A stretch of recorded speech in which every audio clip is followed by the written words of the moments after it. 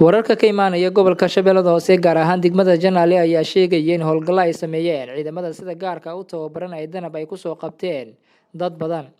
howlgalkan oo ay ciidamadu ay sameeyeen ayaa la sheegayaa inay ku soo qabteen dad ku dhow 20 ruux gaar ahaan beero ku yaala agagaarka magaalada Janaale oo ah magaalo caan ku ah wax soo saarka beeraha.